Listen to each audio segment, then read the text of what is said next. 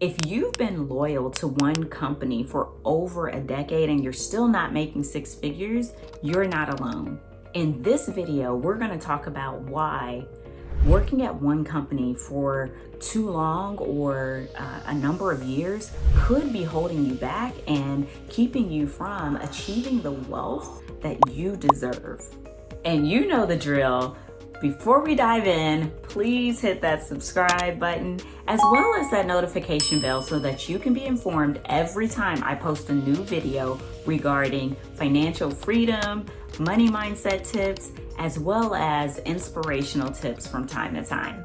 If you are returning to my channel, welcome back. Thank you so much. This is the Wealth Gap Closers community, and today we are going to be specifically talking about the wealth gap, the wage gap, specifically the wage gap. If this is your first time on this channel, welcome. And if you've been here before, welcome back. Over the years, I've interviewed many STEM professionals. I would say over 100 STEM professionals over the years. And one of the things that I hear a lot that has been a common frustration in terms of their wealth building journey and what's held them back, and it has been their salary. Either they started too low because they thought that was a great salary, they thought maybe they didn't deserve anything else, or there was pressure from family, or just didn't even know, like, how do I negotiate? They didn't even know how to do it, right? So that has been a huge frustration. So I want to address more of that here. But one of the first things I'm going to share with you is that there is a wage gap for Black women in STEM. I was able to do some research, and I saw that the Society of Women Engineers had a white paper, a research paper, and they noted that Black women in STEM make less than their white women counterparts, and that includes Black women and Latino women. So it comes as no surprise, because overall, Black women as a whole make about 67 cents on the dollar compared to their white male counterparts, and they usually also make less than white women counterparts as well. So it doesn't come as a surprise, but it's still eye-opening, because when you have Black women in STEM who typically do make higher salaries, to know that your salary still isn't the highest on average, then your counterparts can still be eye-opening and disheartening. There's also this myth of loyalty to one company. I think that's changing a lot, because I feel like no longer are there the days where people feel like, okay, I work at this company like my parents did for 30, 40 years, and you just stay at the one company or the one employer. That doesn't happen as much anymore, but it's good. It's important to always be thinking about, how can I grow my career? How can I grow my salary?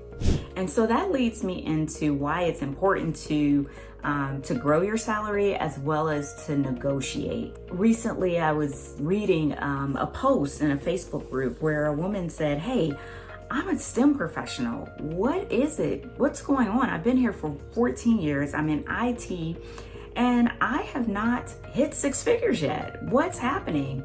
And the majority of the people in the comments said, it's because you haven't moved around. You haven't moved to another company.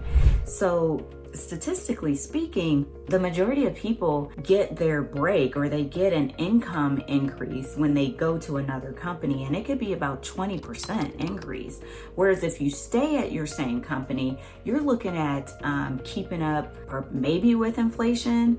Usually you're getting just a cost of living adjustment rather than any huge raises. So it's important to strategically look at moving to other companies when the time is right. It's important to really look at that when it comes to building your wealth and financial freedom. And then along with that comes with negotiating, making sure that you are asking for the salary that you deserve, for the skill sets that you have.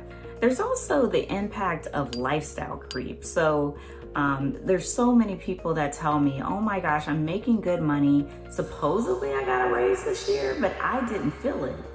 Now, obviously we have items going up, prices, the price of items have been increasing, but it's really important to not succumb to lifestyle creep. It's important to take the time to look at what is your savings rate?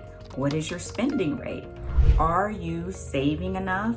Are you keeping the same savings rate, or are you increasing the savings rate as your income increases? That's why you may not be feeling that progress that you feel like you should be at this time. It's amazing how you start off potentially making $40,000, or let's just say in this day and age you start off making $80,000, and then 10 years from now you're making triple that, but you still feel like you don't have much money. That's lifestyle creep, or another term for it is lifestyle inflation, and you want to avoid that. So I'd love to hear from you. How long have you been at your current job? And do you feel like your salary reflects the value that you bring to the position? Drop that in the comments below. So let's talk about how you can look at some strategies to increase your income while you build wealth. One, I've already talked about it, is to negotiate your salary. You could consider and really do this. Negotiate your salary. When it's time for a review, even at your present job, ask for more. Talk about, show the receipts, show what you are doing, show the projects you're working on and the results that you've gotten for the company and why you are deserving of this. The other thing is to explore opportunities at other companies. Keep your resume up to date and use your network. So taking the time to network, using LinkedIn, using other social media tools to build those relationships constantly. Be at every networking event. You don't have to do all that, but be strategic about constantly staying in touch with key decision makers. That is so important. The other is to invest in yourself, constantly invest in yourself. I often say that investing in yourself has the greatest potential for return because you know your worth, you know what you're going to do, you know the efforts you're going to put forth. So take the time to get a certification, reskill, upskill, use as much opportunity as you can to constantly stay up on your educational skills and up on your skill sets and up on the certifications, and communicate that you're doing that as well. And I can never stress this enough, but I recommend tracking your savings rate. It is so important to look at how much you're saving versus how much your income is, and that will give you your savings rate. So that will, what that does is it not only gives you your savings rate, but it also helps you to track your wealth. It helps you to track that you're building wealth rather than just spending your wealth. So this was a quick one here, but it's something that we want to address. It's like the elephant in the room. If you're not making enough income, if you don't feel satisfied with the work that you're doing or feel appreciated, it has an effect on your overall well-being and your overall wealth building journey. And that is so important to take control.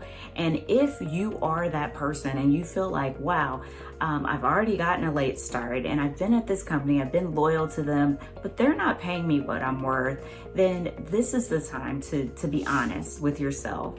And also, just based on where you're at now, I would love to chat with you. I obviously don't assist with, writing a resume or negotiating or those types of things, but I help you with your wealth building journey. And I would love to talk with you about key areas that we need to be considering as it pertains to your goals, your dreams, your challenges, your possibilities, and we can discover if you're a good fit for the Wealth Gap Closers program and how I can support you.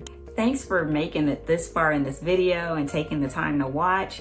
If you enjoyed it, please give us a thumbs up and comment below and let me know, what is it that stood out the most for you? What is your biggest takeaway? And please remember to watch these next videos so that you can continue towards your progress in your wealth building journey. Thanks for watching.